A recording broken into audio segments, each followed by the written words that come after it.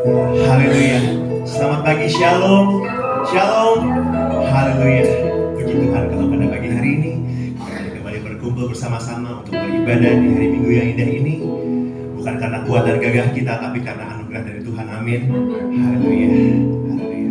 Mari kita ambil waktu untuk bersatu sejenak. Kita akan segera melakukan ibadah pagi hari ini. Haleluya. Terima kasih Tuhan. Naikkan syukurmu bagi Dia. Terima kasih Tuhan, Engkau baik Tuhan. Engkau begitu baik, Engkau teramat baik buat kami Tuhan. Haleluya, haleluya. Terima kasih untuk kasih-Mu Tuhan. Terima kasih untuk pimpinan-Mu ya Roh Kudus. Haleluya, haleluya. Engkau baik Tuhan. Engkau selalu baik dalam setiap musim dalam kehidupan kami. Haleluya, terima kasih Tuhan. Haleluya, haleluya. Terima kasih Tuhan. Haleluya, haleluya. Segala pujian syukur hanya bagi nama-Mu Tuhan. Segala kemuliaan hanya bagi nama-Mu Tuhan. Haleluya, haleluya. Terima kasih Tuhan. Terima kasih Bapa yang baik pada pagi hari ini. Kau telah tibakan kami di tempat ini Tuhan. Baik kami jemaat yang beribadah secara onsite maupun secara online Tuhan. Terima kasih Tuhan, kami ada karena anugerah-Mu Tuhan. Kami boleh ada karena kasih-Mu pagi hari ini Tuhan. Haleluya Tuhan. Di hari Minggu yang indah ini Tuhan, kami boleh beribadah Tuhan. Kami percaya Tuhan pada pagi hari ini Tuhan, ada berkat-Mu, ada kuasa-Mu yang boleh kami nikmati Tuhan dalam ibadah-Mu Tuhan. Kami perlukan kuasa Roh Kudus-Mu mengalir dalam ibadah ini Tuhan. Haleluya, haleluya, haleluya. Terima kasih Tuhan, Kau berkati Tuhan, Kau urapi tiap-tiap kami Tuhan, para pelayan-pelayan-Mu Tuhan dan jemaat-Mu Tuhan. Biar kami boleh melayani-Mu Tuhan dengan urapan-Mu Tuhan. Biar kami boleh memuji memuliakan nama-Mu Tuhan dengan penuh sukacita Tuhan. Haleluya, haleluya.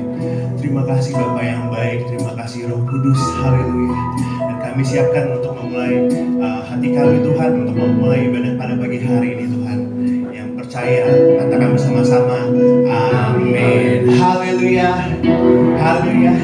Sama-sama kita bangkit berdiri, jemaat sekalian. Haleluya. Kita bersama-sama memuliakan nama Tuhan. Kita berikan pujian ini, terima sukacita sorga. Haleluya, haleluya.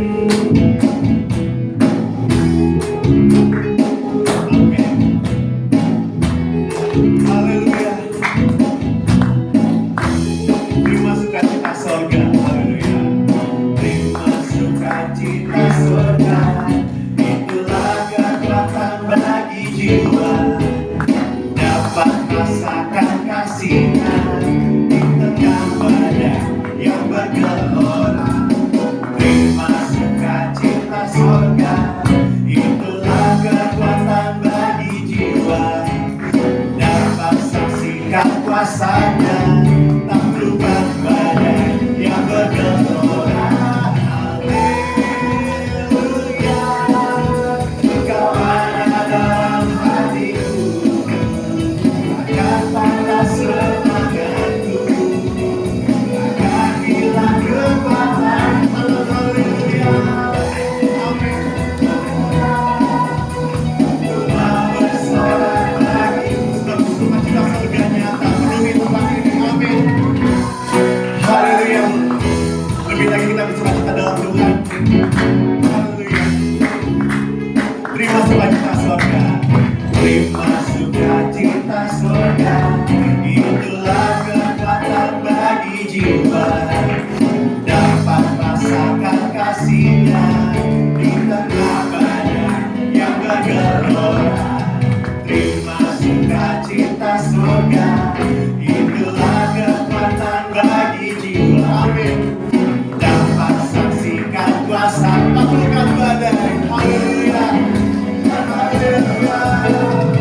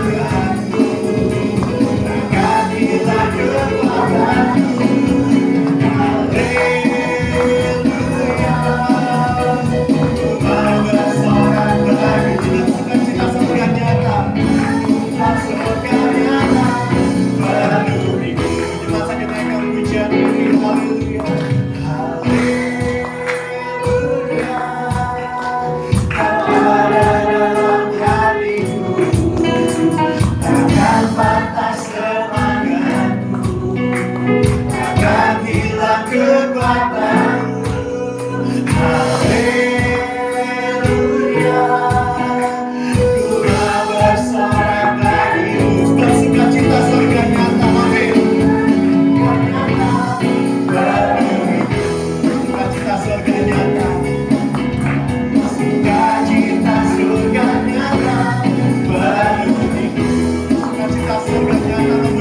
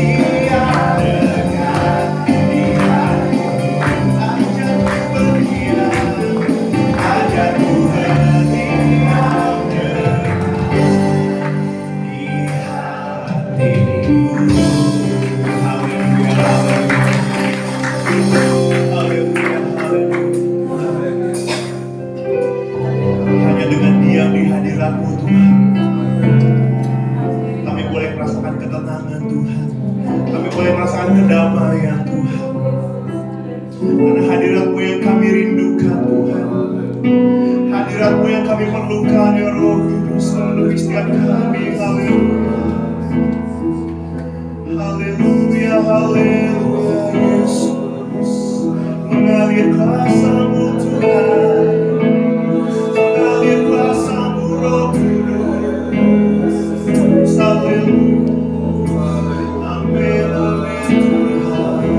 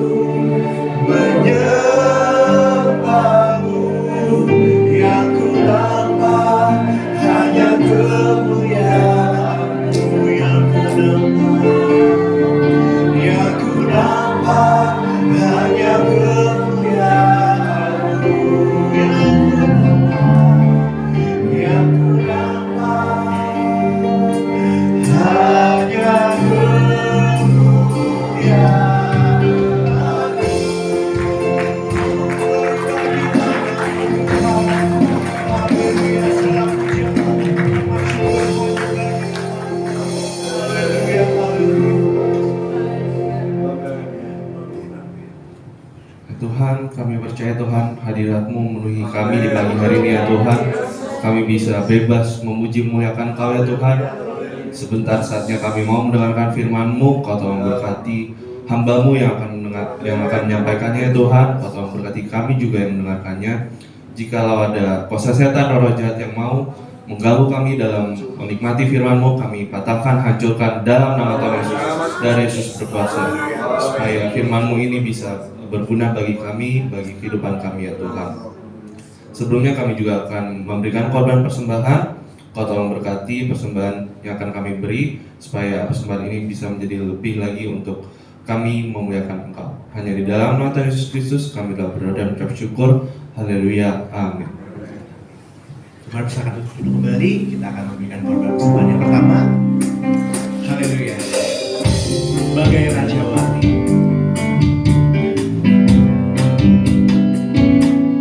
Aku ingin selalu berada di hadirat-Mu.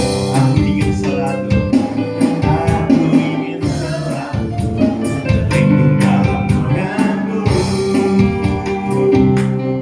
Di bawah kasih sayap-Mu, Kau bawaku terbang tinggi, melintasi langit biru, bagaikan Raja Wali, bagai Raja Wali, Raja Wali, melintasi gunung tinggi, Raja Wali, melintasi badai hidup, di bawah kasih sayap-Mu, Kau bawaku terbang tinggi, melintasi langit biru, bagaikan Raja Wali, melintasi langit biru, melintasi langit biru, bagaikan Raja Wali, melintasi langit biru, melintasi langit biru, bagaikan Raja Wali.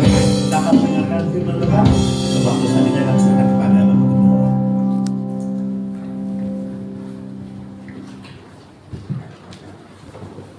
Haleluya.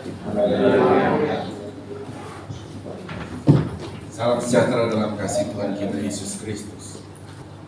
Ya puji Tuhan, saudara, kita akan dengarkan firman Tuhan saat ini, dan kita akan mendengar firman Tuhan kita ambil dari kitab Roma saja saudara memulainya, karena kita akan meneruskan saudara pelajaran kita mengenai karunia Roh Kudus. Saudara, kita sudah sebentar saudara, saya pakai ini tidak muat di sini. Ya kita seperti kita elektronik saja. Tepatnya yang kurang muat. Alkitab buku sama elektronik sama soalnya isinya. Cuman saya pakai tadi ya. Lembaga Alkitab Indonesia mengeluarkan terjemahan yang baru lagi. Tapi saudara sepandang ya, saudara, saya belum sempat menjelaskan tentang apa saudara Roh Kudus kaitannya dengan Alkitab. Jadi saya mau menjelaskan saudara bagaimana cara penulisan Alkitab dari awal, dan bagaimana Alkitab kita kadang-kala saudara seperti sekarang sudah ada terjemahan baru lagi ya, supaya saudara dapat memahami apakah Alkitab kita ini ganti-ganti atau tidak. Jadi, saudara juga harus paham, itu penting untuk memahami. Jadi seperti sekarang dia ada Alkitab yang nama dikatakan edisi apa, edisi perjanjian baru tulis 2 saudara. Ya. Jadi dia menyesuaikan dengan apa perkembangan bahasa yang apa kita ini, kalau tidak salah yang saudara pegang sekarang ini di terjemahan di sekitar tahun 60-an kalau tidak salah, atau 70-an ya. Dan baru ada lagi pembaharuan, karena coba saudara pikir kata-kata saudara yang lahir di tahun 60, 70, apa itu kesini lagi saudara 80, ada bahasa-bahasa yang sudah beda dengan bahasa sekarang. Jadi pemaknaannya berbeda, sehingga penyesuaian. Tetapi dasar penulisan Alkitab asli itu ya cuma itu ya, dalam perjanjian lama Ibrani dan perjanjian baru itu Yunani, yaitu landasannya cuma itu. Jadi dari situ ditarik. Setiap zaman bahasa akan berubah, dia akan tarik dari sini. Sekarang disebut apa nih di zaman sekarang? Tapi landasannya tidak akan pernah berubah karena Alkitab itu cuma itu aja. Ya, tetapi perkembangan bahasa itu akhirnya membuat diterjemahkan gitu ya. Nanti lain kali saya jelaskan lebih dalam itu ya. Oke, saudara, mari buka Alkitab kita, saudara, di dalam Roma pasal 12.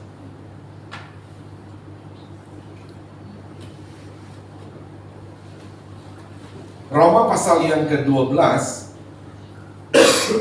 kita membaca ayat yang mulai dari pertama saja ya, saudara. Dari ayat yang pertama, kita sebaiknya baca perikop ini sampai 8 ya.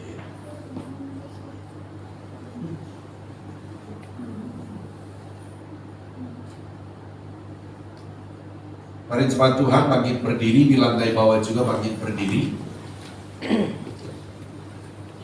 Bergantian ya, seperti biasa saya ajak saudara untuk bergantian sampai ayat yang ke-8 dalam perikop ini, persembahan yang benar. Karena itu saudara-saudara, demi kemurahan Allah aku menasihatkan kamu supaya kamu mempersembahkan tubuhmu sebagai persembahan yang hidup, yang kudus dan yang berkenan kepada Allah. Itu adalah ibadahmu yang sejati.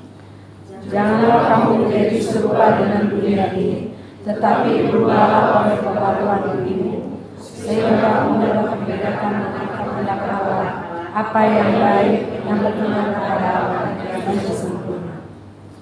Berdasarkan kasih karunia yang dianugerahkan kepadaku, aku berkata kepada setiap orang di antara kamu, janganlah kamu memikirkan hal-hal yang lebih tinggi daripada yang patut kamu pikirkan.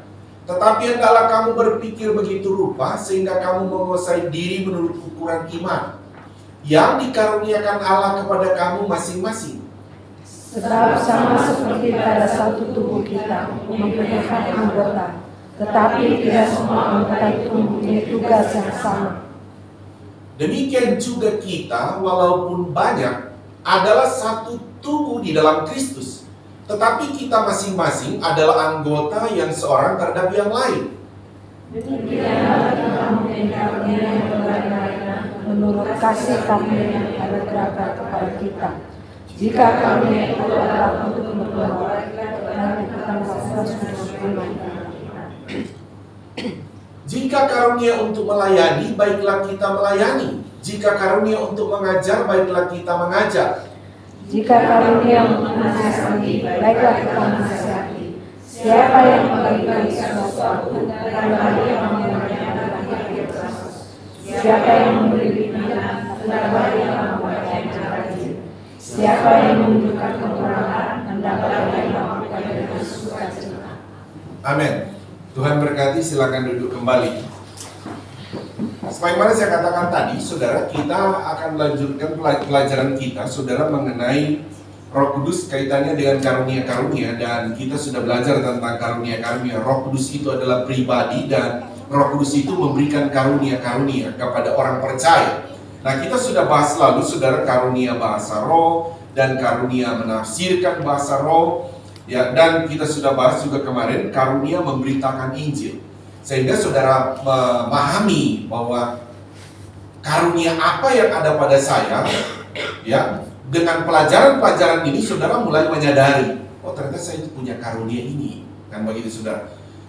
Karunia menginjil, kemarin kita pelajari, semua orang punya nggak itu saudara? Punya semuanya, kan begitu saudara. Jadi kita ini sebagai tubuh Kristus memang semua punya karunia. Karunia Roh Kudus, sekalipun saudara, tidak semua anggota tubuh Kristus itu akan memiliki semua karunia.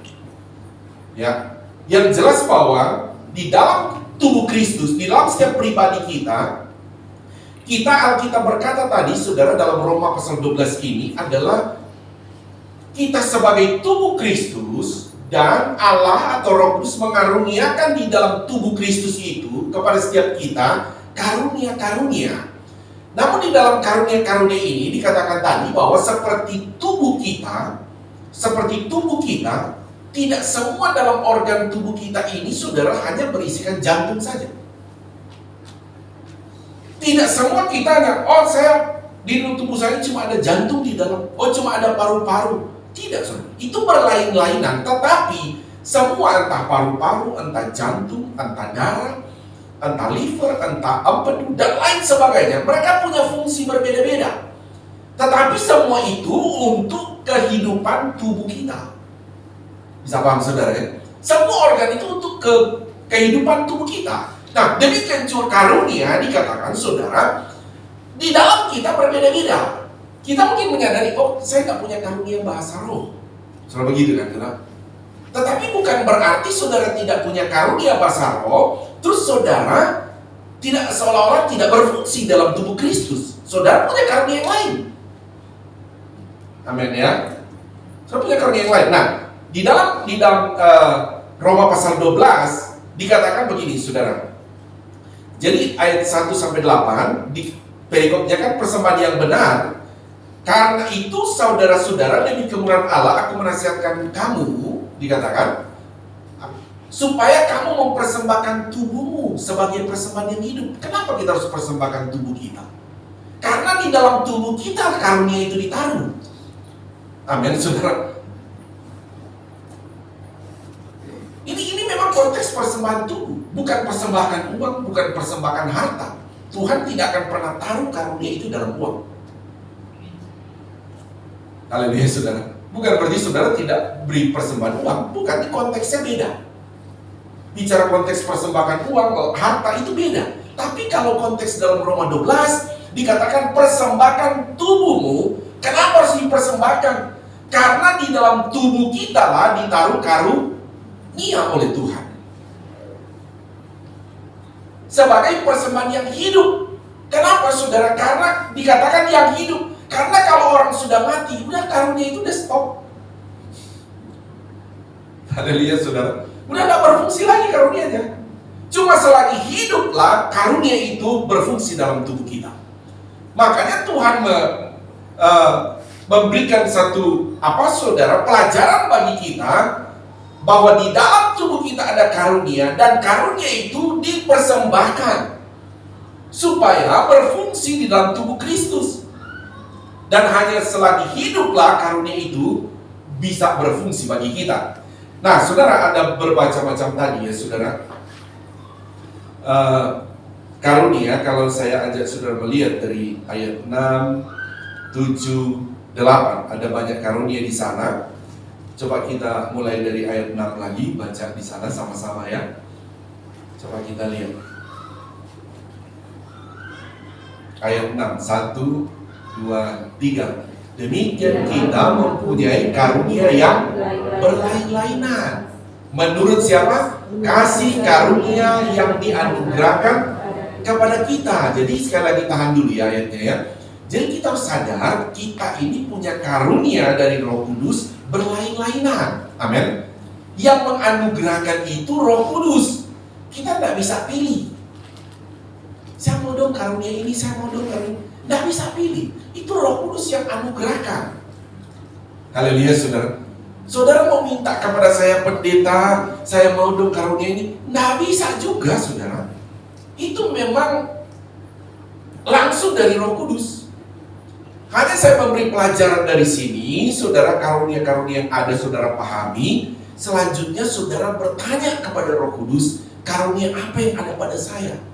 Yang saudara mulai pahami. Oh, ada karunia bahasa roh, ada karunia menginjil, begitu ya. Nah, oke, lanjut lagi. Jika kita baca 1, 2, 3. Jika karunia itu adalah untuk apa, saudara? Bernubuat, baiklah kita melakukannya sesuai dengan iman kita. Kalau saudara sudah ada karunia, oh saya punya karunia bernubuat, lakukan dengan iman, katanya. Lanjut lagi. Jika karunia untuk apa? Melayani, baiklah kita melayani. Saudara sudah punya karunia melayani. Berapa banyak saudara punya talenta-talenta yang memang sudah saudara, karunia dan talenta itu beda. Saudara, tetapi dari talenta itu sudah jadi karunia. Tuhan tarik. Tapi tidak semua talenta akan menjadi karunia dalam tubuh Kristus. Tidak semua talenta, maksud saya, tidak semua talenta itu diambil oleh Roh Kudus menjadi karunia untuk digunakan dalam gereja, tidak. Tetapi saudara yang sudah menyadari bahwa ada talenta-talenta ya, yang memang digunakan dalam tubuh Kristus juga, saudara, untuk dipakai melayani di dalam rumah Tuhan. Ya, saudara punya talenta-talenta, ada yang main bass, main drum, main keyboard, main gitar, singers, nyanyi. Dan itu sudah jadi karunia, dan Tuhan bilang jika karunia untuk melayani, baiklah kita apa? Melayani. Haleluya. Saudara bisa nyanyi? Amin. Bisa nyanyi kan? Jangan bilang fals Pak Pendeta. Saya cuma tanya, bisa nyanyi?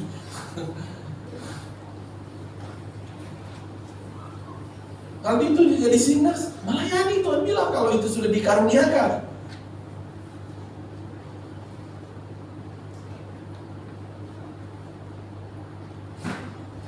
Terus, jika karunia untuk apa? Mengajar, baiklah kita mengajar. Nanti ada waktu saya jelaskan ini ya. Terus lagi, ayat terakhir, karena ini akan menjadi yang akan saya ambil menjadi ayat acuan untuk pembahasan poin kita pada yang keempat ini ya. Baca 1, 2, 3. Jika karunia untuk menasihati, baiklah kita menasihati. Siapa yang membagi-bagikan sesuatu hendak ia melakukannya dengan hati yang ikhlas. Siapa yang memberi pimpinan hendaklah ia melakukannya dengan rajin. Siapa yang menunjukkan kemurahan hendaklah ia melakukannya dengan sukacita. Ini nasihat-nasihat ketika kita mau melakukan karunia-karunia yang ada pada kita. Kalau kita punya karunia A, B, C, D, saudara, nasihatnya lakukannya dengan apa? Rajin. Ada karunia yang lain juga, lakukan dengan apa selain rajin? Dengan apa? Nah, lakukan dengan sukacita, dengan penuh kemurahan. Tidak boleh dipaksa. Karena kau sudah menyadari karunia ini datang dari Roh Kudus. Amin. Nah, oke, kita akan masuk pada poin, saudara, pembahasan kita. Jadi yang keempat, saya sudah ajar saudara karunia bahasa roh dibagi dua, karunia menasihati, karunia menafsirkan di sana, saudara. Ya, tentang bahasa roh mana yang perlu ditafsirkan, yaitu bahasa roh yang tidak bersentuhan dengan bahasa yang ada di muka bumi ini. Karena bahasa roh dia terbagi dua. Nah, karunia menafsirkan tidak boleh dipakai di penterjemah ya, karena menafsirkan beda dengan menterjemah ya. Oke, kita tidak bahas itu lagi. Kita sudah bahas kemarin karunia menginjil. Semua orang Kristen punya karunia itu. Harus menginjil, beritakan Injil Kristus, keselamatan dalam Yesus. Sekarang kita masuk pada karunia, dikatakan ayat 8 ini. Yang pertama baca sama-sama, 1, 2, 3. Jika karunia untuk menasihati, baiklah kita menasihati. Mari kita lihat saudara, apakah saudara ada karunia ini atau tidak. Karunia menasihati, saudara, dalam hal ini, saudara, itu adalah cenderung begini, saudara. Di dalam orang yang menasihati itu, dia itu adalah cenderung memberi petunjuk. Ya, dia memberikan petunjuk kepada seorang. Dia memberikan bisa peringatan atau sebuah teguran. Itu nasihat itu. Jadi saudara coba renung. Nah, biasa saudara menasihati nggak saudara? Isi nasihat itu seperti apa? Kalau saudara memberi nasihat, itu kan beri petunjuk, gitu kan saudara. Sebenarnya kita, contoh kita ke anak-anak kita, ya, saya nasihati dia. Di dalamnya itu sebetulnya petunjuk. Sekalipun kadang-kala sebuah teguran. Isi nasihat itu, ya. Nah, dari sini sudah mulai kebayang. Kayaknya saya itu punya karunia itu, menasihati, kan begitu sudah. Ada nih. Ya. Sebelum saya lanjut, saudara, saya coba tanya kepada saudara, terserah orang tua, anak remaja, pokoknya yang di dalam sini, baik lantai atas, lantai bawah. Pernahkah saudara menasihati orang lain? Pernah? Coba angkat tangan. Siapa yang pernah menasihati orang lain? Ya. Nah, turun tangan. Fafa pernah nasihatin siapa? Teman. Papa mama pernah dinasihatin ya? Nah, saya sengaja tampilkan Fafa. Mohon terima kasih ya Fafa, maaf juga. Saudara yang punya anak Fafa ya. Anak-anak itu kadang-kadang Roh Kudus pakai nasihat kita. Nah, kenapa enggak ke gereja? Ya nggak? Kenapa enggak berdoa? Kenapa enggak ibadah?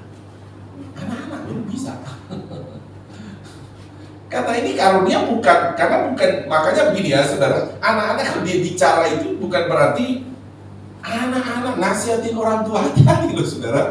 Karena ini bicara karunia roh kudus. Ini kalau orang saja berhenti, saudara, sebelum saya masuk di sana, tapi jangan sampai ini jangan sampai saudara, saya mau minta nasihati kepada yang saya mau bilang ini, enggak saudara, ini hanya peristiwa pernah terjadi. Karena tidak mau dengar nasihat orang, ingat kan? Siapa itu? Bileam, ya kan? Bileam, jadi dia berjalan untuk apa ceritanya itu ya, mau mengutuki Israel juga dia kan? Dinasihati jangan, tidak dengar. Saudara, siapa yang Tuhan pakai? Ada yang tahu kan? Siapa? Keledai. Tapi jangan sampai anjing saya di rumah nasihatin saya. Tapi kalau orang pun sudah berhenti nasihati, Tuhan tidak berhenti. Tuhan tidak kehabisan cara untuk pakai yang lain. Tapi ini kan harusnya dalam tubuh Kristus, saking sayangnya mungkin Tuhan sudah sama Bileam, sudah pakai orang nasihati tidak mau dengar. Tuhan pakai keledai, saudara. Karena keledainya bicara, dia kaget bilangnya, kok binatang bisa bicara ya? Iya saudara, bisa bicara. Binatang bilang, kamu kalau terus lagi ada malaikat loh maut di depan itu, kamu mati loh. Kaget bilangnya. Nah, jadi maksud saya begini, saya bilang tadi jangan sampai begitu jangan ikutin, jangan binatang peliharaan saya punya karunia nasihat. Tidak juga begitu saudara. Pastinya kita saudara, Tuhan taruh sudah jelas teks itu di dalam tubuh Kristus saudara. Itu hanya Tuhan sayang sama Bileam saudara, sampai tidak mau dengar, Tuhan pakai itulah, saking sayangnya Tuhan, begitu ya. Kita baliklah saudara, karunia menasihati ini, sehingga ketika saya bicara begini, itu sangat penting sekali saudara di dalam tubuh Kristus. Kenapa saudara? Karena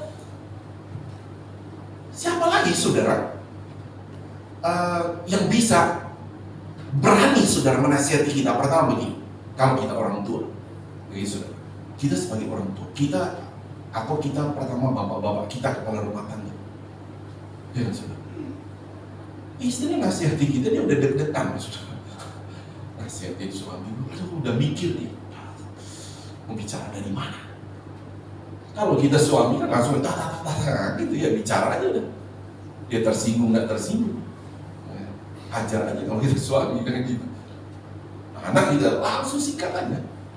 Kalau suami, saudara. Tapi coba kalau istri kayak gitu, dia udah mikir, dia bangun narasi panjang-panjang, nah gitu kan, sampai kadang-kadang belum sampai di maksud dari istri ke kita, dia mau nasihati, kita udah nanti aja udah. Karena kita terbiasa nasihati, kita pikir udah langsung bilang-bilang aja. Saking takutnya, apalagi anak, saudara. Anak, gimana? Kadang-kadang si mamanya bilang tuh bapak lu, gitu. Mamanya kali sudah bingung bagaimana nasihati bapak. Bilang tuh bapak, mamanya pakai anak. Anaknya sudah bingung juga, gimana caranya? Ya kalau dia sudah remaja kan mulai bingung, apalagi mulai dewasa. Tapi kalau anak kecil, ya kayak papa ini, mamanya bilang tuh papa kayak gini, langsung dia papa kayak gini. Berani dia sudah nasihati. Nah jadi sekali lagi dalam hal ini saudara, saya membawa saudara begini untuk saudara supaya melihat bahwa nasihat ini sebagai karunia itu Tuhan taruh dalam anggota tubuh Kristus, sangat penting sekali. Sangat penting sekali. Dan sadari bahwa saya yakin saudara, semua kita sebagai tubuh Kristus punya namanya karunia menasihati ini. Nah, saya lanjut begini saudara ya. Penasihat utama kan saudara adalah Roh Kudus. Ya, Roh Kudus itu penasihat sejati, sehingga dia memberi karunia itu pada kita. Coba saya ajak dulu saudara begini saudara, melihat ciri-ciri daripada karunia nasihat. Ya, dia punya ciri-ciri ya saudara. Saudara bisa lihat. Coba baca dulu 1 Tesalonika 5 ayat 14. 1 Tesalonika 5 ayat 14. Mari kita baca. 1, 2, 3. Kami juga menasihati kamu saudara-saudara, tegurlah mereka yang hidup dengan tidak tertib, hiburlah mereka yang tawar hati, belalah mereka yang lemah, sabarlah terhadap semua orang. Jadi kalau saudara lihat karunia menasihati itu Bukan sekedar baik-baik, saudara. Saya nasihati kamu, itu menasihati juga baik-baik. Bahkan menasihati itu dikatakan juga menghibur. Tetapi ada juga menasihati dikatakan apa, saudara? Tegur juga. Tegur. Nah ini yang saya bilang tadi, kendalanya, saudara. Ya, kita kadang-kala bapak-bapak suami, kalau istri menasihati ini dengan konteks menegur, kalau kita tidak memahami bahwa juga istri dan anak punya karunia menasihati, kita sebagai suami bisa, lo mulai ini gue ya, nah, gitu saudara. Padahal kalau kita sadari, iya, ini ada karunia menasihati. Mungkin itu saudara, dia itu bukan, saya mau bilang tadi seperti peristiwa tadi, tapi bukan istri seperti keledai, bukan saudara. Maksudnya, istri itu mungkin sedang dipakai Tuhan. Seperti keledai tadi, saudara, dipakai Tuhan untuk menyelamatkan Bileam. Amin, saudara. Jadi untuk kita bapak-bapak ya, kalau satu waktu istri nasihati, anak nasihati, udah terima dulu karena dia punya karunia itu. Amin, saudara. Udah terima dulu. Mau tegur gue katanya, kok kepala rumah tangga?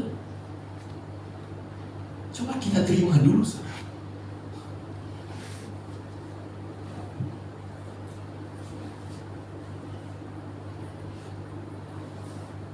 Saya mau ajak dulu yang bapak-bapak.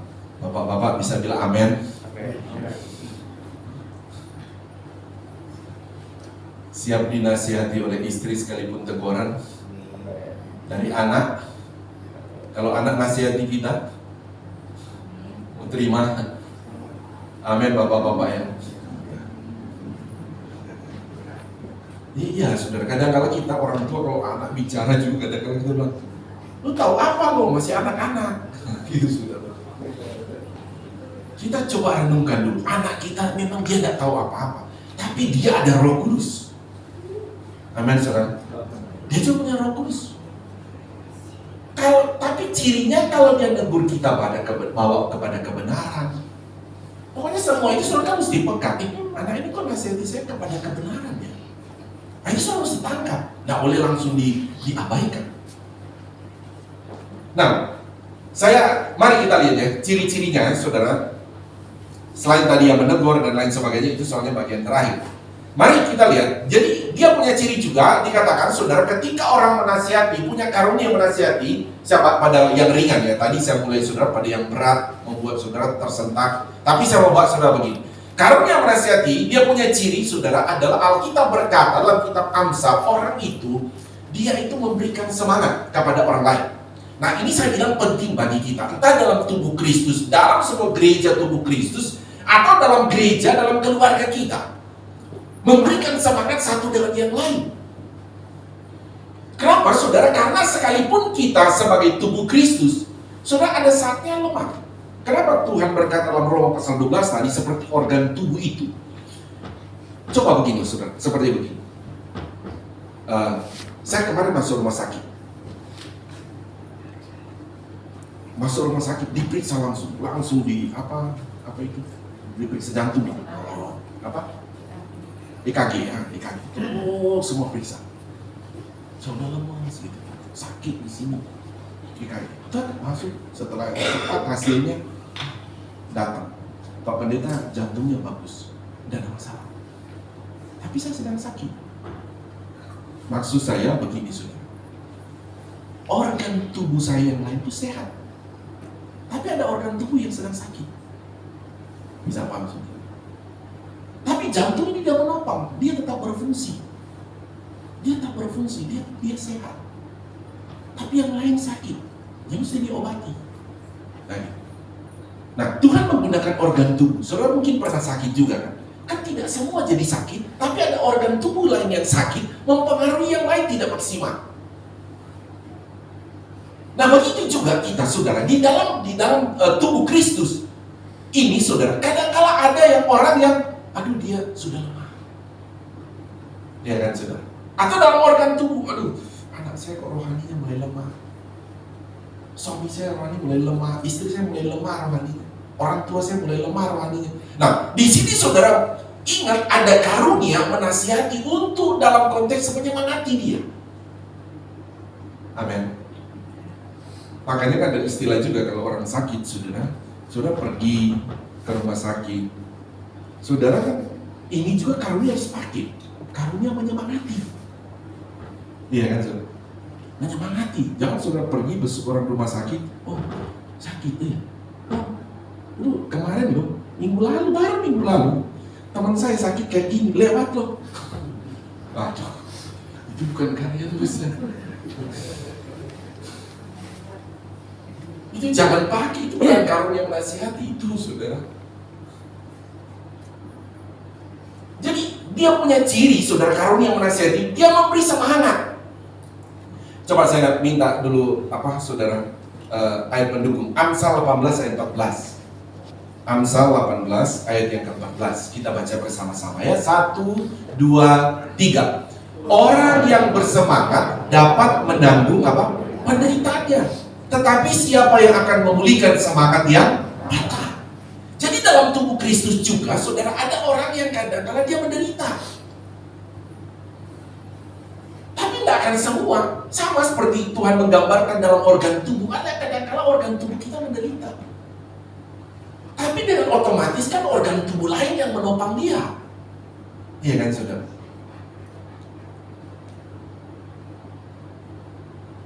Nah, kembali lagi saudara, kita sebagai anggota tubuh Kristus punya karunia menasihati. Ketika ada yang dikatakan dia menderita, saudara, berikan dia semangat. Banyak hal membuat orang kadang-kala menderita. Entah dia dalam hal mungkin usaha, pekerjaan, keuangan, keluarga, banyak sekali lah, banyak konteks yang akan terjadi. Tapi di situ saudara, ketika kita bertemu dengan itu, sadari, aku punya karunia menasihati. Saudara mungkin langsung, oh kamu lagi butuh ini saya kasih makan. Kadang-kadang tidak begitu jawabannya, saudara. Kamu lagi susah ya, ini saya beliin kamu di dalam keluarga. Oh anak saya lagi susah, ini saya beliin kamu mainan. Kadang-kadang bukan itu jawabannya. Yang Tuhan mau kamu punya karunia menasihati. Nasihatilah dia, semangati dia. Sehingga kadang-kadang kita bisa salah. Ya anak saya sudah beli ikan ini, kenapa dia masih begitu ya? Tapi mungkin Tuhan bilang, bukan itu mau kasih sama dia. Kamu semangati dia. Amin. Jadi sekali lagi saudara sadari kita punya karunia menasihati. Selanjutnya lagi saudara, jadi ciri khas karunia menasihati itu dia menyemangatkan orang ya saudara, dia memberikan semangat. Orang lagi khawatir, dia memberikan semangat. Tapi semangatnya dia dari ini saudara, dari cenderung dia mengutip kata-kata dari firman Tuhan. Ya, seperti tadi, saudara sudah sadar, oh orang bersemangat ya dapat menanggung penderitaannya. Ada dalam kitab Matius, saudara, ketika saudara lihat orang itu, sudah kuatkan dia. Orang lagi khawatir, Alkitab berkata, jangan kamu khawatir. Ada kan ayat itu saudara, jangan kamu khawatir. Persoalan apa kamu khawatir? Oh ini pekerjaan, ini makanan, kata Alkitab dalam Matius pasal 6 ya, ayat 25 dan selanjutnya. Dan diakhiri, cari Tuhan, carilah dulu kerajaan Allah, maka semuanya itu akan ditambahkan kepadamu. Nah orang ini cenderung membawa ke situ saudara. Dia punya karunia menasihati, dia membawa, udah kamu semangat, udah kamu jangan khawatir. Tuhan pasti tolong, Tuhan pasti bela. Memang kadang-kala saudara, ketika kita melihat seseorang yang ada persoalan, aduh bagaimana sudah ke kiri, ke kanan, ke depan, ke belakang, sudah tidak tahu jalannya. Tapi saudara tetap memberikan sebagai orang yang punya karunia menasihati, nasihati dengan firman Allah. Makanya penting untuk kita membaca firman Allah supaya yang kita kutip saudara itu selalu dari firman Allah. Karena firman Allah itulah yang saudara kutip itu yang menumbuhkan iman, yang menyemangati lagi saudara ya. Nah saya tidak baca ayat itu saudara. ciri berikutnya saudara. Jadi ciri pertama, saudara, orang punya karunia menasihati, dia senang memberi semangat orang lain, atau dia senang membesarkan hati orang lain. Ciri berikut begini saudara, orang punya karunia dalam menasihati, saudara, dia itu memberikan apa, saudara, mirip dengan tadi, memberikan kekuatan, memberikan dorongan begitu. Coba kita lihat dulu dalam 1 Tesalonika 2 ayat, dalam hal positif ya. 1 Tesalonika 2 ayat 11 sampai 12. Kita baca ini semua.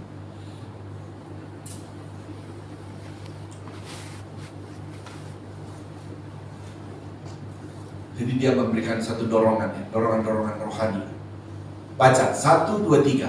Kamu tahu betapa kami seperti Bapa terhadap anak-anaknya telah menasihati kamu dan menguatkan hatimu seorang demi seorang. Nah, kalau kita lihat Rasul Paulus, saudara, berkata bahwa bagaimana dia itu memberikan kekuatan, suatu dorongan, ya, dorongan kepada seperti antara orang tua dan anak-anak. Nah, kita tentu sebagai orang tua kadang-kadang kita terus menasihati, memberikan dorongan kepada anak kita. Udah, kamu bisa, kamu terus belajar, kamu pasti bisa. Ya. Ini kan penting, saudara. Makanya ada buku apa lalu, saudara, saya baca buku psikologi apa ya, saudara, yang dia bicara tentang bagaimana orang tua terhadap anak. Kita tidak boleh karena orang tua itu kepada anak terus meremehkan dia, berkata kata-kata, saya ingat ya, 7 kata mematahkan atau mematikan gitu potensi anak. Jadi jangan bilang yang negatif kepada dia. Lihat ya, wah kamu bego, kamu tidak bisa, kamu itu tidak boleh. Ya, nah itu bukan karunia menasihati itu, saudara. Jadi karunia menasihati itu dia cenderung, saudara, dia memberikan satu dorongan. Anak sudah tidak bisa, aduh saya sudah capek belajar nih, aduh tidak bisa lagi. Dorong dia, kamu pasti bisa. Kamu bisa nilai sampai 100, nah kayak gitu, saudara. Bilang ke anaknya. Jadi itu dia punya karunia menasihati. Kita juga mungkin si istri, aduh kerjaan lagi begini, pasti bisa. Besok pasti diberkati. Besok pasti Tuhan tolong. Kan segitu, saudara. Bekerja kadang-kadang menghadapi, duh gimana ya tagihan, duh bagaimana usaha ini, aduh besok sudah jatuh tempo. Saudara, isi pendengar, so jangan sampai si suami yang bilang begitu, si istri dia langsung bilang begini, iya, aduh gimana kita ya, aduh langsung begitu. Saudara, hidupkan karunia menasihati. Saudara bisa peka, siapa yang duluan seolah-olah dia sedang lemah. Saudara yang tak tahu bahwa saya punya karunia menasihati, berikan dia dorongan. Itu kata firman Allah. Amin, saudara. Karena mungkin memang itu peristiwa yang Tuhan sedang izinkan untuk orang itu alami. Tetapi saudara yang punya karunia itu, berikan dia dorongan, bagi kuatkan dia. Nah, coba kita lihat lagi, saudara. Yudas 1 ayat 3-4. Yudas, kitab Yudas.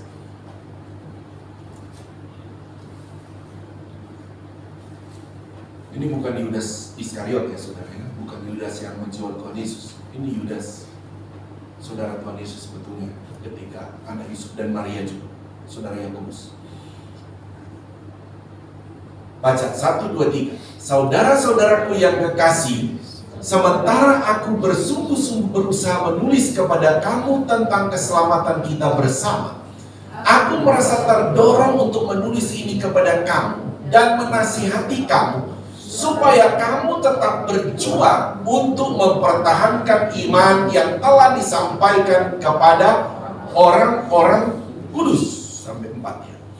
Sebab ternyata ada orang tertentu yang telah masuk menyelusup di tengah-tengah kamu, terus yaitu orang-orang yang telah lama ditentukan untuk dihukum. Mereka adalah orang-orang yang fasik, yang menyalahgunakan kasih karunia Allah kita untuk melampiaskan hawa nafsu mereka, dan yang menyangkal satu-satunya penguasa dan Tuhan kita, Yesus Kristus. Nah, konteks ini bagaimana Yudas, saudara, menulis ini kepada jemaat Tuhan supaya memberikan kekuatan. Karena dia melihat ada orang-orang lain yang tadinya percaya Yesus, mereka mulai meninggalkan. Sehingga Yudas menulis, kok ada orang-orang mulai ikut menyangkal tentang Yesus satu-satunya penguasa, Yesus itu Tuhan, Yesus itu juru selamat. Ada orang yang mulai menyangkal, sehingga Yudas memberikan nasihat kepada jemaat Tuhan supaya kamu kuatkan imanmu kepada Tuhan. Iman kepada Tuhan itu sudah benar. Nah, itu juga penting bagi kita, saudara, memberi nasihat. Kita juga kadang-kadang bertemu dengan orang-orang demikian. Ada kalanya orang-orang itu, saudara, mulai bukan menyangkal Tuhan, tapi mulai tidak mau melakukan firman Allah. Nah, gitu, saudara. Dia mulai tidak melakukan. Nah, ini juga penting bagi kita seperti Yudas, memberikan nasihat. Kamu tetap setia, lakukan saja. Tuhan pasti tolong. Jangan berhenti melakukan firman Allah. Amin, saudara. Jangan lakukan aja terus firman Allah. Itu Yudas maksud begitu, saudara. Nggak usah, karena begini, saudara. Pada waktu ini kan mereka banyak yang menyangkal Tuhan, menyangkal dari firman Dia. Tapi Yudas mendorong jemaat Tuhan, lakukan saja. Dia semangati, dan akhirnya jemaat mulai melakukan itu. Dan mereka melihat Tuhan tetap menolong. Ya. Lanjut lagi, saudara ya. Jadi karunia menasihati, dia punya ciri khas, saudara. Dia cenderung dia memberikan satu dorongan, kekuatan supaya terus melakukan kebenaran firman. Saya akan bawa saudara pada satu peristiwa yang luar biasa, saudara. Ada dalam perjanjian lama, itu dalam kitab Ester ya, saudara. Ini saudara bisa lihat dulu. Saya ajak saudara membaca dalam perjanjian lama ya. Bagaimana Ester memberikan satu semangat, dorongan saudara kepada orang-orang Yahudi ketika mereka ada dalam tawanan, di pembuangan saudara, di Persia, di Babilonia. Jadi orang Israel ini kan pernah mengalami tawanan di Mesir, ya, pernah mengalami tawanan di Babilonia, ya. Nah, kita lihat seorang perempuan, saudara, luar biasa, Ester ini. Coba ayat 28 sampai 32. Ester 9 tadi. Ester 9. Mari saya ajak saudara bangkit berdiri. Di lantai atas, lantai bawah, mari bangkit berdiri. Ayat 28 saya, 29 saudara sampai 32. Dan bahwa hari-hari itu akan diperingati dan dirayakan di dalam tiap-tiap angkatan, di dalam tiap-tiap kaum, di tiap-tiap daerah, di tiap-tiap kota, sehingga hari-hari Purim itu tidak akan lenyap. Nanti sebentar saya jelaskan saudara tentang hari-hari Purim ini apa ya. Tidak akan lenyap dari tengah-tengah orang Yahudi, dan peringatannya tidak akan berakhir dari antara keturunan mereka.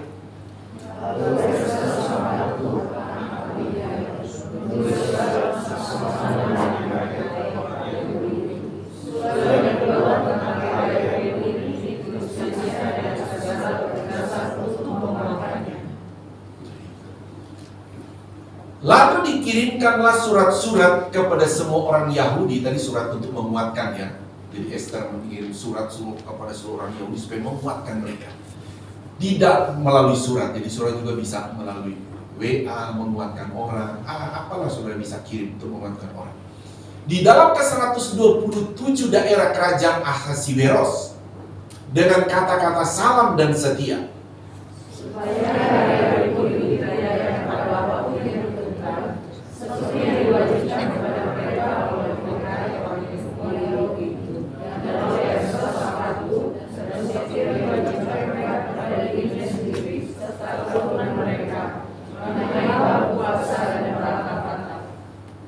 Demikianlah perintah Ester menetapkan perihal Purim itu, kemudian dituliskan di dalam kitab. Sampai situ saja, ya, sampai situ. Terima kasih, silakan duduk, Tuhan berkati. Saya akan jelaskan ya, saudara lihat tadi kan, Ester menulis surat untuk menguatkan orang-orang Yahudi. Nah, orang-orang Yahudi ini kan begini, saudara, saya ceritakan kepada saudara. Ketika mereka ada di pembuangan pertama di Babilonia, saudara, di kerajaan Babilonia ini, mereka menawan orang Israel di sana. Dan setelah itu, saudara, ada kerajaan Persia lagi datang mengalahkan Babilonia, dan akhirnya orang Israel itu dibawa tawanan kerajaan Persia. Nah, ketika itu, saudara, bahwa orang Israel ini, peristiwa ini akan dibunuh, saudara. Akan dibunuh, semua orang Israel itu akan dibunuh. Saudara, ketika mau dibunuh, saudara, ini orang Israel ini kan mereka sudah banyak teriak, menangis, puasa. Esther memang suruh puasa begitu. Nah, singkat kata saya cerita, saudara, sehingga orang Yahudi dikuatkan oleh Esther. Dia tulis surat, kuatkan mereka, orang dimanapun. Karena Esther ini, dia sudah jadi ratu lah, sudah jadi ratu orang Yahudi, tapi bisa jadi ratu di kerajaan Persia. Terus, saudara, Esther ini beritahu bahwa, pokoknya singkat kata dia cerita kepada raja bahwa kami akan dibunuh semua oleh saya jadi lupa sih. Siapa ini? Haman tadi ini adalah seperti orang keduanya, raja pada waktu itu. Jadi Haman tuh benci banget sama orang Israel. Jadi Haman minta kepada raja bahwa orang Israel dibunuh semua, pokoknya siapapun dia. Terus si Mordekai ini kan yang mengangkat anak si Esther. Dia bilang, Esther, bukan saja kami akan mati, tapi kamu juga, namanya darah Yahudi pasti mati. Wah, si Esther ini dia sudah takut juga. Tapi akhirnya dia muncul, kuatkan, ayo berpuasa. Dia kuatkan semua, dia nasihati semua. Mordekai kasih tahu, dimanapun orang Yahudi berada, berpuasa. Jadi dikuatkan sama Esther. Seorang wanita ini, saudara, dia menguatkan semua orang. Dan setelah itu, saudara, Esther kasih tahu kepada raja begini. Pokoknya singkat kata, si Haman ini punya rencana membunuh ini. Singkat kata, pokoknya dibatalkan raja. Akhirnya si Haman inilah, dia berkata dia mau gantung ini Mordekai di satu tiang, tetapi berbalik, saudara. Dia berbalik, akhirnya si Haman ini digantung. Oke, nanti saudara baca lengkap dalam kitab Esther. Saya mau cerita begini. Setelah itu, saudara Islam Tuhan, bahwa Esther mendapat kasih karunia daripada raja, sehingga berbalik semua. Bukan saja orang Yahudi dibunuh, tapi raja berbalik berkata kepada Esther, kasih tahu semua orang Yahudi jaga diri, dia punya hak membela diri, dan Tuhan bekerja kepada orang Yahudi. Berbalik, saudara, bahwa orang-orang di kerajaan lain itu yang sudah punya rencana membunuh orang-orang Yahudi, itu orang Yahudi berbalik dan membunuh mereka semua. Termasuk di kerajaan orang-orang yang keluarga-keluarga daripada Haman tadi itu dibunuh juga, saudara, sama orang Yahudi. Intinya orang Yahudi menang. Tapi Esther tahu bahwa kemenangan ini dari Tuhan. Ya, Tuhan yang memberikan itu. Sehingga Esther juga memberikan nasihat bagi mereka. Kamu harus merayakan ini sebagai perayaan Purim. Demikianlah perintah Esther. Menetapkan perayaan Purim itu kemudian dituliskan dalam satu kitab. Jadi ada perayaan Purim bagi mereka untuk memperingati tentang hari di mana Tuhan sudah menolong. Tuhan sudah membela kita. Jadi Esther bilang, dia nasihati, kamu harus peringati terus itu. Makanya di Israel itu ada namanya perayaan Purim. Memperingati bagaimana orang Israel yang tadinya harus dibunuh semua, mereka mengingat Tuhan merubah semua itu. Mereka tidak dibunuh, tapi justru mereka yang hidup. Ya. Nah, dalam hal ini, saudara, maksud saya begini. Di dalam sebuah aplikasi rohani kita, ada kalanya, saudara, begini. Kita juga punya karunia ini, saudara. Ya, seperti tadi, menghadapi orang-orang yang kadang-kala seperti Esther. Sudah terjepit, tidak berdaya lagi. Tapi betapa penting untuk kita memberikan nasihat-nasihat. Esther memberi nasihat. Bahkan dia sampai menasihati kita berpuasa. Kita berpuasa. Datang kepada Tuhan. Dan akhirnya memang Tuhan bela. Jadi saya kembali, saudara, ciri khas, saudara, orang punya karunia yang menasihati, dia selalu membawa orang itu saudara, mengingatkan firman Allah. Tuhan pasti bisa tolong. Seperti ini kan Esther, maksudnya rayakan Purim ini karena mau mengingatkan orang Israel, sekalipun sudah kejepit, tidak berdaya lagi, datang pada Tuhan pasti bisa bela. Iya, saudara. Itu bukan cuma peristiwa itu, pernah juga peristiwa bagaimana orang Israel, kalau lihat sejarahnya kan, tahun 60-an ya, kalau tidak salah, 60-an yang berapa negara itu? 7 atau berapa negara Muslim semua sudah, Mesir, Jordania, apalagi yang di sekitar semua itu sudah kepung orang Israel itu. Tinggal tunggu berapa jam saja. Tetapi begitu Tuhan menolong mereka, berbalik semua. Cuma negara kecil Israel ini, saudara, sampai sekarang itu mereka itu cuma waktu kita pergi dulu baru 8 jutaan penduduknya cuma 8 jutaan. Kalau Jakarta itu penduduknya 13 atau 14 juta gitu ya.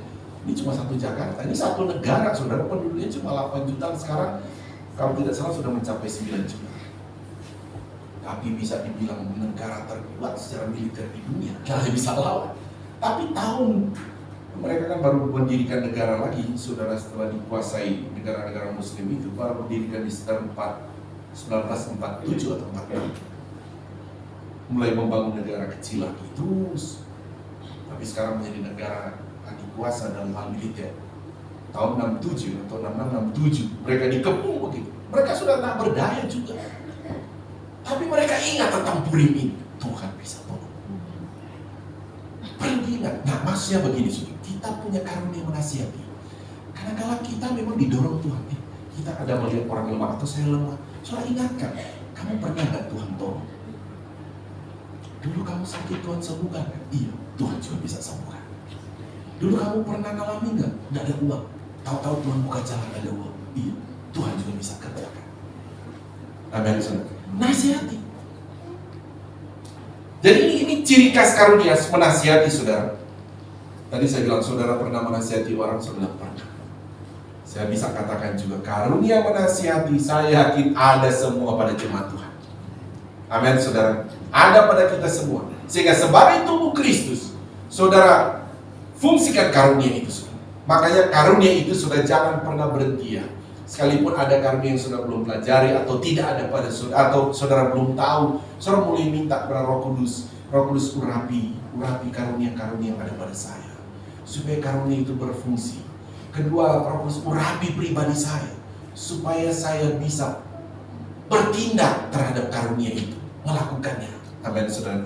Urapi, ya minta diurapi oleh Roh Kudus, supaya karunia-karunia kita itu berfungsi, entah di dalam gereja sebagai tubuh Kristus atau di dalam keluarga kita sebagai tubuh Kristus. Bagi saudara, supaya karunia-karunia itu berfungsi bagi kita. Ya, waktu saya sudah habis, saudara ya.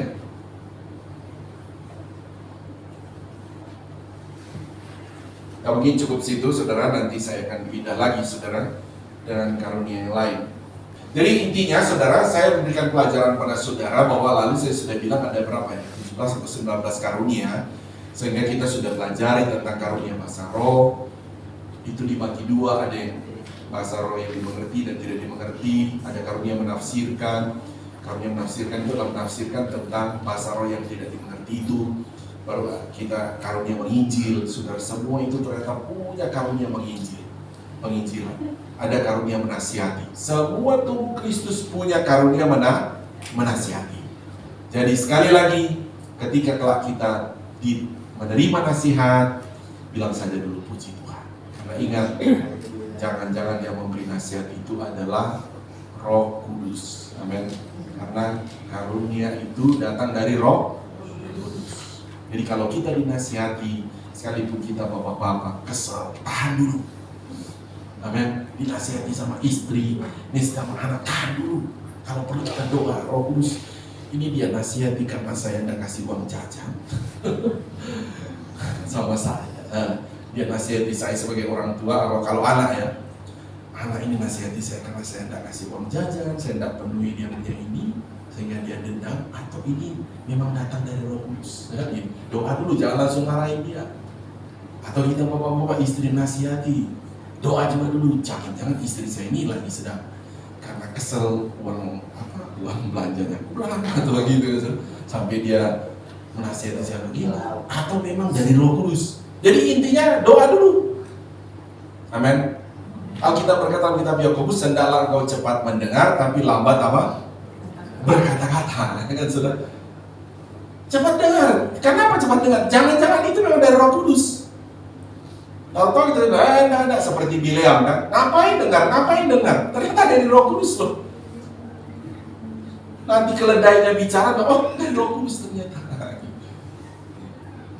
Nah, oke, saudara, biarlah karunia ini, saudara, karunia menasihati, kita semua sadar, baik kita lantai atas lantai bawah. Oh, ternyata karena tubuh Kristus itu punya karunia menasihati, berarti satu kali kelak kita sebagai suami akan dinasihati oleh istri atau anak. Dan sebaliknya satu kali kelak si istri dan anak juga akan dinasihati oleh suami. Anak-anak dinasihati oleh bapak dan ibunya. Amin, saudara. Karena kita punya karunia menasihati. Sekali lagi bilang kiri kanan. Kita punya karunia menasihati. Bilang kiri kanan. Lantai bawah juga. Bilang. Ya. Biarkan karunia itu berfungsi dalam tubuh Kristus. Amin. Baik dalam gereja, dalam rumah tangga kita. Fungsikan karunia itu, saudara. Mari kita bangkit berdiri. Kita akan langsung berdoa. Mohon maaf ya, saya agak kelewatan waktu saya mengajar saudara. Kami datang kepadamu ya Tuhan, kami berterima kasih kepadamu. Engkau telah mengajarkan kami tentang karunia menasihati. Jujur ya Tuhan, kadangkala kami menerima nasihat dari istri, dari suami, dari anak, dari orang tua. Ada kalanya kami meremehkannya, maka tidak mau menerima. Padahal itu mungkin datang daripada. Ampuni kami semua ya Tuhan. Melalui firman-Mu telah menerangi kami bahwa setiap kami ada karunia menasihati. Sebab itu Roh Kudus tolong kami kelak nanti ketika Engkau menasihati kami melalui suami, melalui istri, melalui anak, melalui orang tua. Ajarkan kami peka mendengarnya ya Roh Kudus, bahwa itu datangnya daripada. Terima kasih, kami bersyukur untuk firman-Mu yang sudah Kau ajarkan bagi kami. Setiap kami yang telah datang, Tuhan, ada pergumulan apapun dalam setiap rumah tangga, dalam pekerjaan, dalam keuangan, dalam kesehatan, atau pergumulan-pergumulan apapun, Tuhan, hamba taruh ke dalam tangan-Mu, karena di dalam Engkau-lah ada pertolongan tepat pada waktunya. Di dalam Engkau-lah ada kesembuhan yang sempurna bagi yang sakit. Di dalam Engkau ada kekuatan yang tak terbatas kepada kami yang lemah. Terima kasih Tuhan, kami terima segala firman-Mu. Di dalam nama Tuhan Yesus Kristus kami berdoa. Haleluya, semua yang percaya berkata amin. Tepuk tangan beri kemuliaan Tuhan Yesus Kristus. Haleluya, haleluya. Tuhan berkati, silakan duduk kembali. Saya serahkan pada yang bertugas.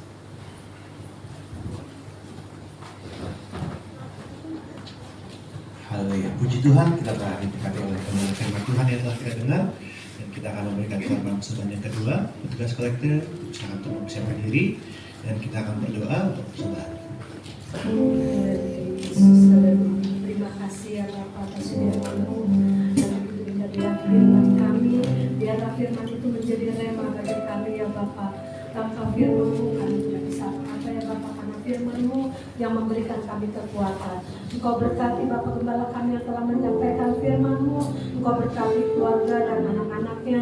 Engkau pakai pelayanannya semakin hari, Engkau pakai semakin hari. Jika sebentar kami akan menjalankan persembahan ya Bapa, sebelum kami memberi, sucikan dan kuduskan tangan-tangan memberi ya Bapa, sehingga persembahan ini menjadi pelebaran pekerjaan yang tepat ini ya Bapa. Di dalam nama Tuhan Yesus kami sembah. Haleluya. Amin.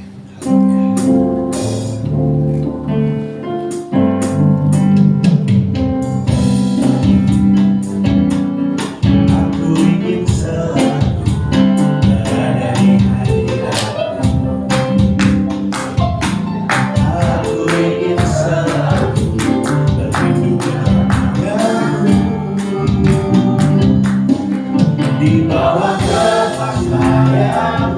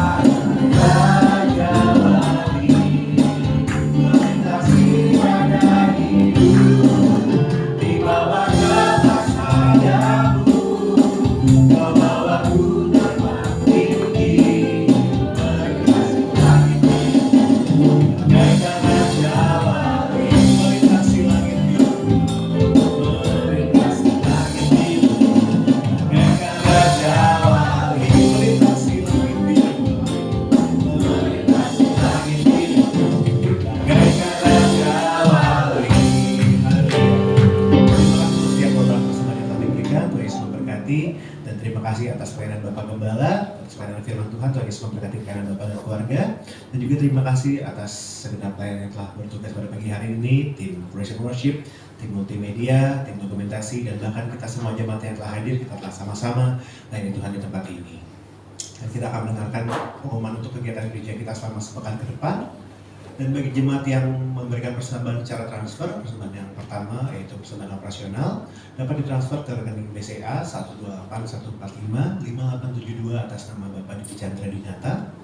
Kemudian persembahan yang kedua yaitu untuk pembelian truko yang kedua dapat ditransfer ke rekening BCA Digital 000937261 diawali dengan kode bank 501 atas nama Bapak Aditya Sumira.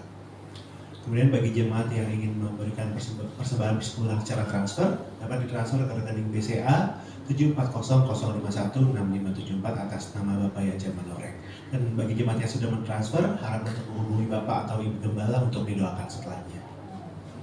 Dan persembahan sekolah minggu dapat ditransfer ke rekening BCA 572542637 atas nama Ibu Ida Agustin Supriyatna. Kemudian nanti jam 10 pagi tepat setelah ibadah raya pertama akan diadakan ibadah anak-anak secara onsite maupun secara online via Zoom. Kemudian nanti jam 5 sore ada ibadah raya kedua secara onsite dan online melalui YouTube channel GPD Kota Wisata. Jadi bagi rekan dan saudara jemaat sekalian yang belum beribadah bisa menghadiri ibadah raya kedua ya. Kemudian kita besok akan memasuki doa puasa mingguan. Jemaat bisa memilih untuk puasa Esther, baik puasa Daud, puasa Adam atau puasa Daniel. Kemudian pada hari Rabu akan diadakan ibadah komsel ya, bertepat di kediaman keluarga Bapak Akyong, yaitu di Pasar Minggu. Hari Rabu jam 7:30 malam, nanti untuk keberangkatannya akan dikoordinasikan di grup WhatsApp. Kemudian pada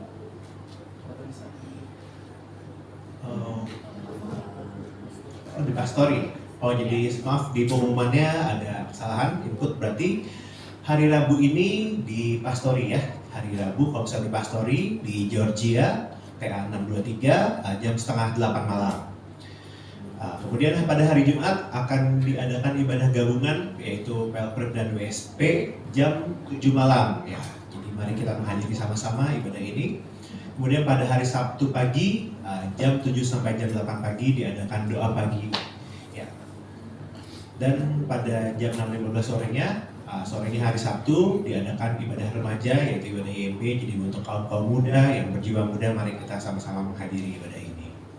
Kemudian pada minggu depan ibadah raya pertama jam 8 pagi, jam 10 ibadah anak-anak sekolah minggu, dan jam 5 sore ibadah raya kedua di gereja.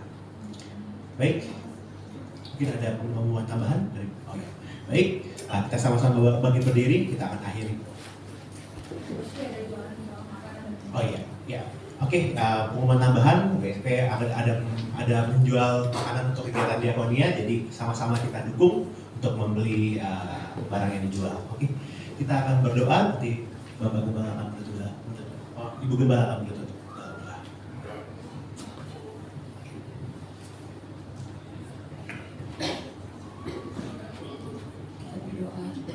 Di akhir ibadah ini Tuhan, kami bersyukur dan berterima kasih karena Engkau sungguh teramat sangat baik bagi kami.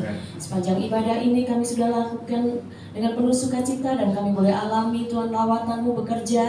Bahkan firman-Mu Tuhan sudah membangunkan iman percaya kami kepadamu, mengingatkan kami betapa kami adalah orang-orang yang sungguh berbahagia karena Engkau memberikan anugerah bagi kami, karunia bagi kami. Dan biarlah kami menjadi pelaku-pelaku firman-Mu, kami mempergunakan karunia itu Tuhan untuk perkembangan tubuh Kristus Tuhan. Terima kasih Tuhan Yesus, terima kasih Roh Kudus. Sebentar kami akan pulang ke rumah kami masing-masing. Sebelum itu Tuhan, Engkau melihat dan menilik setiap umat-umat-Mu yang datang pada saat ini Tuhan. Segala beban pergumulan yang ada, kami hanya percaya Engkaulah satu-satunya penolong bagi kami. Dan hanya Engkau yang sanggup untuk menolong kami. Oleh karenanya Tuhan, segala bentuk pergumulan apapun juga kami bawa kepadamu. Kiranya Engkau menilik pribadi lepas pribadi, Engkau menjamah, melawat dan menolong di dalam nama Yesus. Pergumulan tentang apapun juga kami percaya Engkau sudah menolong kami dan Engkau akan terus menolong kami. Terima kasih Tuhan Yesus, terima kasih Roh Kudus. Umat-umat-Mu yang saat ini mungkin terbaring sakit di rumah Tuhan, Pak Chandra Tuhan Yesus, Ibu Meska dan juga Om Ayu Ing Tuhan, dan juga ada umat-umat-Mu yang lain, hamba-Mu tidak dapat sebutkan. Engkau juga lawat mereka, tilik mereka Tuhan. Taruh damai sejahtera sukacita-Mu dalam kehidupan mereka, dan kesembuhan pasti terjadi terjadi di dalam nama Yesus, sehingga mereka boleh kembali bersama-sama beribadah, melayani Engkau. Terima kasih Tuhan Yesus, terima kasih Roh Kudus. Ibadah-ibadah yang akan datang, ibadah sekolah minggu sebentar, ibadah raya sore, bahkan ibadah tengah minggu komsel maupun ibadah gabungan hari Jumat, ibadah YMB Tuhan, ibadah doa kami serahkan ke dalam tangan-Mu. Engkau yang dimuliakan dalam setiap ibadah kami, dan biarlah Engkau terus bekerja dalam setiap ibadah-ibadah kami. Umat-umat-Mu Tuhan, Kau taruh kerinduan dan kehausan untuk ikut beribadah kepadamu, untuk selalu Tuhan ikut ambil bagian dalam setiap pelayanan yang ada Tuhan, sehingga Tuhan Yesus kami benar-benar bertumbuh Tuhan, semakin hari semakin dewasa, dan kami boleh menjadi alat-alat-Mu yang siap Engkau pakai untuk memenangkan jiwa-jiwa bagi Engkau. Terima kasih Tuhan Yesus, terima kasih Roh Kudus. Sepanjang minggu ke depan kami serahkan ke dalam tangan-Mu. Engkau yang menolong, Engkau yang memimpin, Engkau yang menjaga, memelihara kehidupan kami. Bahkan bangsa negara ini juga kami taruh ke dalam tangan-Mu Tuhan. Mulai dari pemerintah yang tertinggi sampai yang terendah Tuhan, kami serahkan ke dalam tangan-Mu, biar mereka memimpin bangsa ini di dalam takut akan Engkau. Terpujilah nama-Mu untuk selama-lamanya. Kami serahkan seluruh kehidupan kami ke dalam tangan-Mu, dan kami akan menerima berkat yang daripada-Mu. Mari angkat tangan kita.